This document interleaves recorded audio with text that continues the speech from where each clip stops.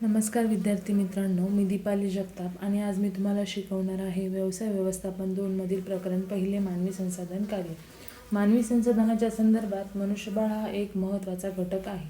या घटकाद्वारे संस्था निर्धारित उद्दिष्टांपर्यंत मार्गक्रमण करू शकते. व्यावसायिक संस्थेमध्ये मनुष्यबळाचे नेमके काय प्रयोजन असते याचा अभ्यास करणे गरजेचे असते. मनुष्यबळ कार्याचा अभ्यास करताना खालील गोष्टी विचारात घेतल्या जातात. त्यात आपण पहिले बघूया मानवी संसाधन कार्याची व्याख्या. एखाद्या उद्योगात कामगारांचे कौशल्य, क्षमता, हुशारी, आवड-निवड तसेच कर्मचाऱ्याचे उपजत गुण, संपादन केलेले गुण, कौशल्य व कल इत्यादींची गोळाबेरीज म्हणजे मानवी संसाधन होय. त्यामध्ये कर्मचाऱ्याची निवड, भरती, प्रशिक्षण, वेतन पद्धती, आरोग्य व कल्याणविषयक सोयी यांचाही समावेश होतो. त्यानंतर आपण बघूया मानवी संसाधन कार्याचा अर्थ. वस्तू आणि सेवांचे उत्पादन करण्यासाठी प्रामुख्याने जागा, भांडवल, श्रम, साहस या 4 घटकांची जरुरी असते. त्यापैकी श्रम म्हणजे माणसाने केलेले श्रम हा घटक इतर घटकांना चालना देणारा ठरतो. मनुष्यबळ म्हणजे व्यवसायासाठी काम करणारा कर्मचारी वर्ग होय. मनुष्यबळ किंवा मानव संसाधन यामध्ये स्त्री, पुरुष किंवा 14 वर्षावरील जे कोणी व्यवसायासाठी काम करतात त्यांचा समावेश होतो. मनुष्यबळ म्हणजे व्यवसायाच्या विकासाचा पाया असतो. व्यवसाय चालवताना मनुष्यबळाची आवश्यकता असते. कुशल मनुष्यबळ उपलब्ध होणे हे व्यवसायाला यशाकडे घेऊन जाणारे असते. व्यवसायात काम करणाऱ्या शिपायापासून तो CEO पर्यंत सर्वजण मनुष्यबळ म्हणून ओळखले जातात. उत्पादनासाठीचा एक उपयोगी स्रोत म्हणजे मनुष्यबळ होय. आजच्या यंत्रयुगातही मनुष्यबळ आवश्यक आहेच. यंत्र चालवण्यासाठीही कुशल कामगारांची आवश्यकता असते. मनुष्यबळाचे कुशलतेने व्यवस्थापन करू शकणारा व्यवस्थापक व्यवसायाला यशस्वी करतो. त्यानंतर आपण बघणार आहोत मानवी संसाधन कार्याची उद्दिष्टे. त्यात पहिलं उद्दिष्ट आहे मनुष्यबळाचा कुशलतेने वापर. मनुष्यबळ कार्याची उद्दिष्टे व्यवसायाच्या उद्दिष्टानुसार ठरतात. कमीत कमी उत्पादन खर्चात जास्तीत जास्त नफा मिळवणे हे कोणत्याही व्यवसायाचे मुख्य उद्दिष्ट असते. उपलब्ध मनुष्यबळाचा कुशलतेने वापर करून मग मनुष्यबळ कार्याचे किंवा मनुष्यबळ व्यवस्थापनाचे मुख्य उद्दिष्ट होऊ शकते. मनुष्यबळाकडून कार्य करून घेताना मनुष्यबळाचाही विकास झाला पाहिजे, अशीच भूमिका कुशल मनुष्यबळ व्यवस्थापन घेतो. उत्पादनाचे प्रमुख घटक जसे जागा, भांडवल, यंत्रसामग्री, श्रम आणि साहस हे आहेत. त्यापैकी श्रम किंवा कर्मचाऱ्यांचा सहभाग हा एक सजीव घटक असतो. तो इतर घटकांना चालना देणारा असतो. मनुष्यबळ व्यवस्थापनाचे मूळ प्राथमिक उद्दिष्ट मनुष्यबळाचा चांगला उपयोग करून घेणे हे असते. व्यवसाय संघटनेसाठीही उपलब्ध मनुष्यबळाचा जास्तीत जास्त उपयोग करून घेताना या कर्मचाऱ्यांचाही व्यक्तिगत विकास करण्याचे उद्दिष्ट मनुष्यबळ व्यवस्थापन साध्य करते. मनुष्यबळाच्या कार्यामुळे उत्पादनाचे इतर घटकही पूर्णपणे वापरले जातात.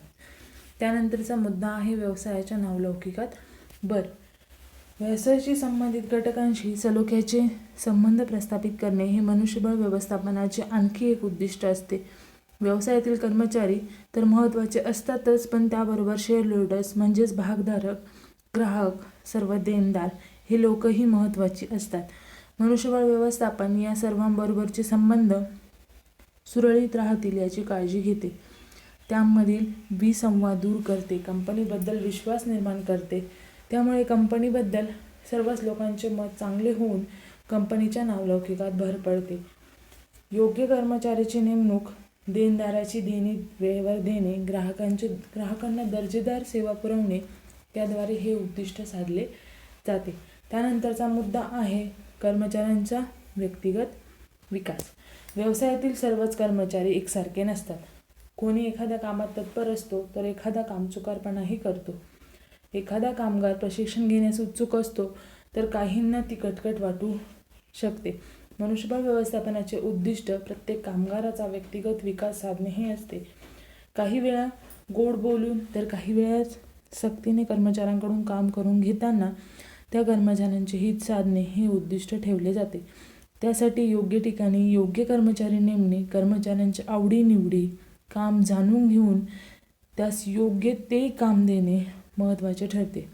आवडीचे काम मिळाल्याने कर्मचारीही त्यात प्रावीण्य मिळवतो. कुशल कर्मचाऱ्यामुळे व्यवसायाचाही फायदा होतो. कर्मचाऱ्यांकडे अपेक्षित बदल घडवून त्यांना जबाबदारीची जाणीव करून देऊन त्यांच्या व्यक्तिगत विकासात चालना देण्याचेही उद्दिष्ट साध्य केले जाते. त्यानंतरचा मुद्दा आहे कर्मचाऱ्यांना सोयीसुविधा देण्यात प्राधान्यता. योग्य कर्मचाऱ्याची योग्य जागी नेमणूक करण्याने मनुष्यबळ कार्याचे निम्मे उद्दिष्ट सफल होते. कर्मचाऱ्यांची नेमणूक होऊन तो निवृत्त होईपर्यंत अथवा सध्याच्या काळात जॉब सोडून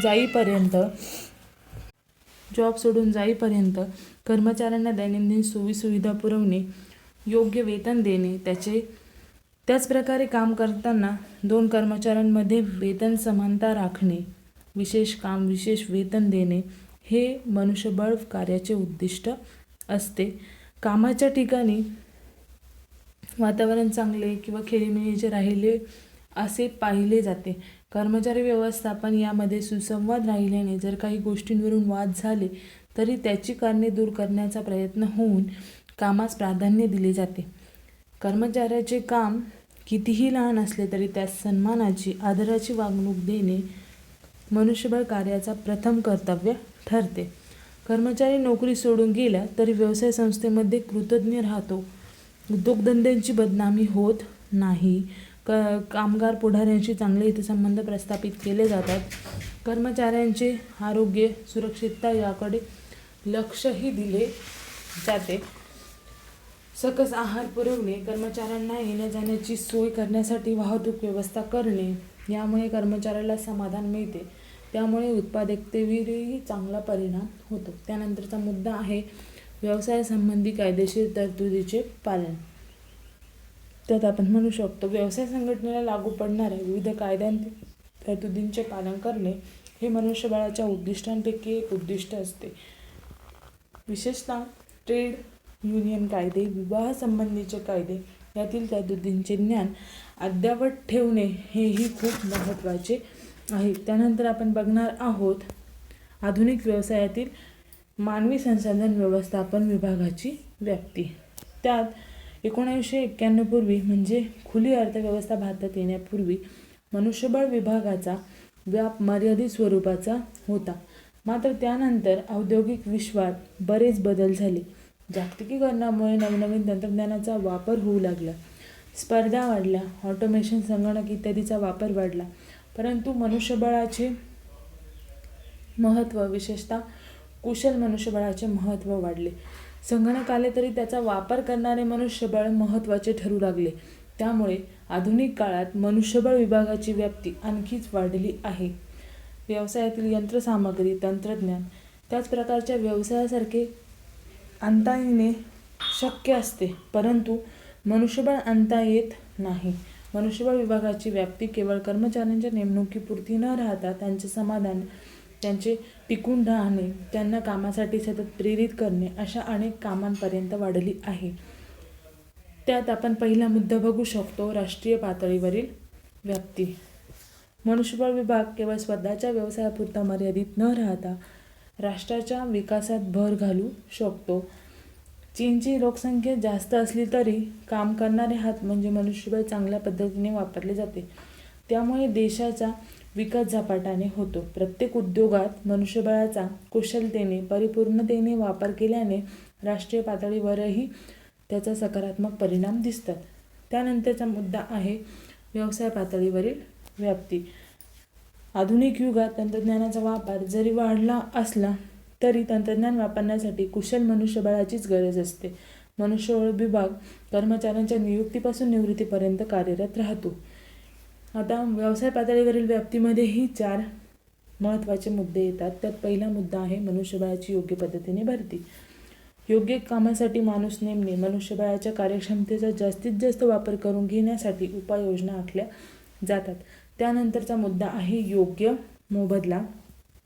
किमान वेतन कायदा, कामगार कायदा, औद्योगिक विवाह कायदा अशा अनेक कायद्यांच्या तरतुदींचा अभ्यास करून कर्मचाऱ्यांना योग्य मोबदला वेळच्या वेळी नियमितपणे देणे महत्त्वाचे ठरते. आणि नंतरचा मुद्दा आहे विविध कल्याणकारी योजना.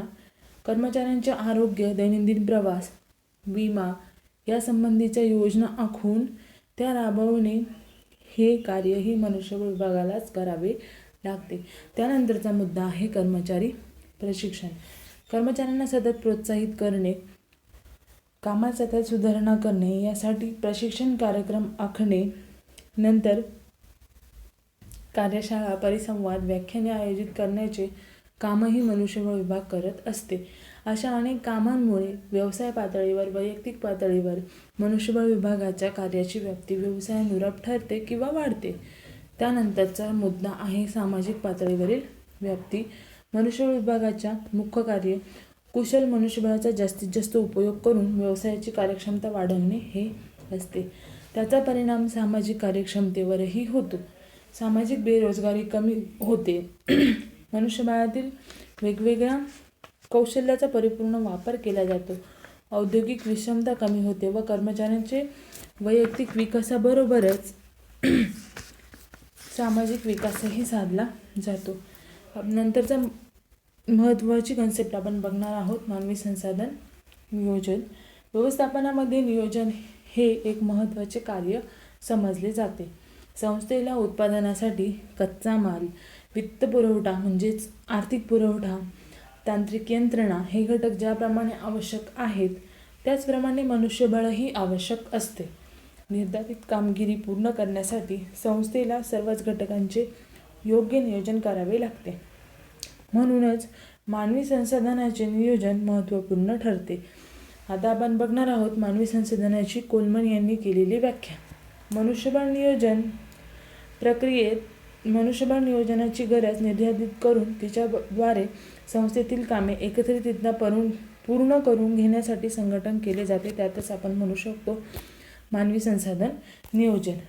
त्यानंतर आपण बघणार आहोत मानवी संसाधन नियोजनाचे स्वरूप. त्यात पहिला महत्त्वाचा मुद्दा आहे सातत्याने चालणारी प्रक्रिया.